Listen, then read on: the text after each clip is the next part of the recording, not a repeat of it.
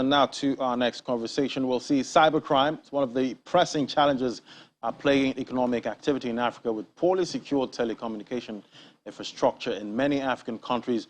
The footprint of cybercrime is exacerbating the numerous socioeconomic problems in the region.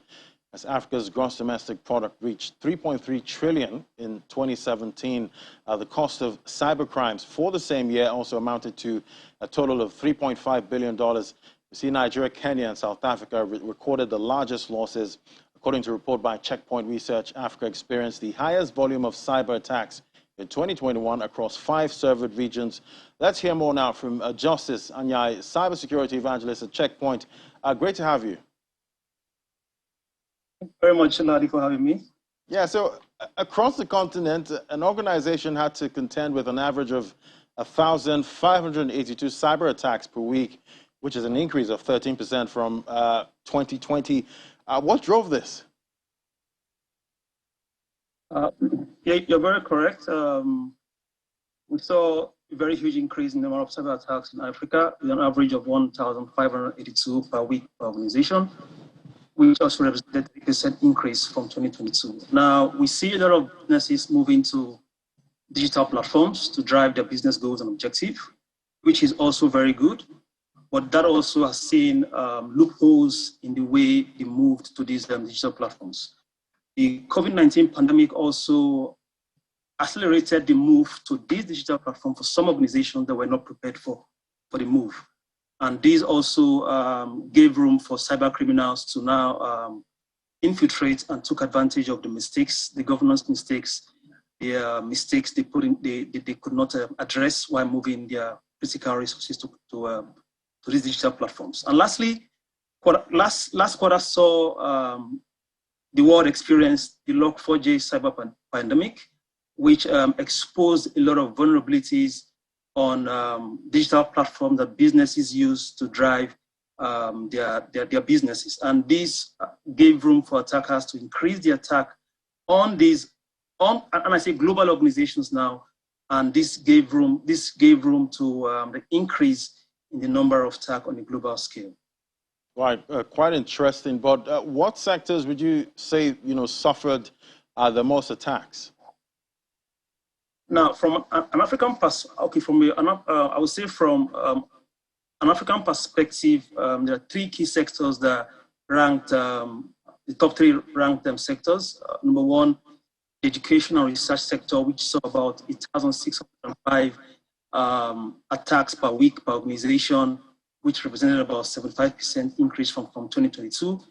Government and military also saw an increase with about 1,133 percent number of attacks per week per organization, which also represent about 51%. While ISPs and the communication industry saw 1,079 attacks per week per organization, which represented about 51% increase from 2022.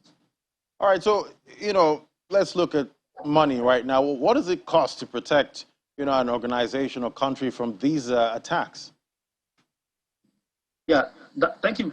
That is a very good question, because globally speaking and holistically speaking, it is cheaper for you to prevent an attack than to be in the mode of or to be remediating the attack after it has come into your after you've been infiltrated. Now, if you look at the cost of data breach, on an average, it costs an organization about $3.8 million. This is the global average now to prevent an attack. And it's an attack on average stays within an organization for about 280 days. And this is statistics from Ponemon Institute. So if you look at it typically, it is easier for you as an organization to put in the right preventive capabilities to address attacks before they get into your organization. And this cut across both having the right business strategy, having the right preventive strategy from a technology point of view, and also having the right policies in place. So it cut across these whole areas, but it is far, far, far cheaper for you to have preventive capabilities in place, be able to prevent these attacks, and leverage on the best technologies as much as you can to basically secure your critical asset as you move your digital platform or your business your business critical infrastructure to currently involving digital platforms. Okay, makes sense. Well, what's your outlook now for the cyberspace security? Now we're in 2022. How are you seeing it going forward?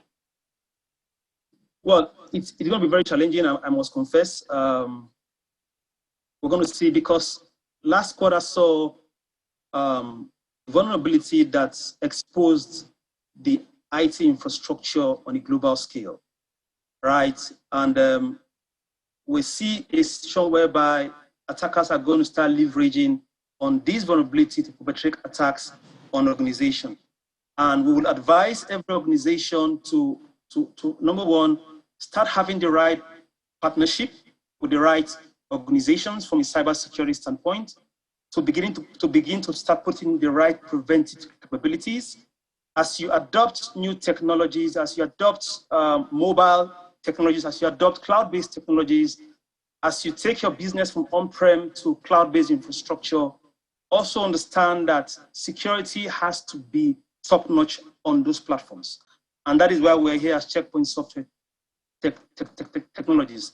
There needs to be investment from a cybersecurity perspective from business leaders. The CISOs would need to be given the right parameters, the right tools, the right financing to do their jobs to protect organizations from the cyber threat or the cyber pandemic that we envisage in 2020. Cyber pandemic. All right, Justice Zaya, that's a quite interesting one there. Cybersecurity evangelist at Checkpoint. Thank you so much for coming on the program. Thank you very much.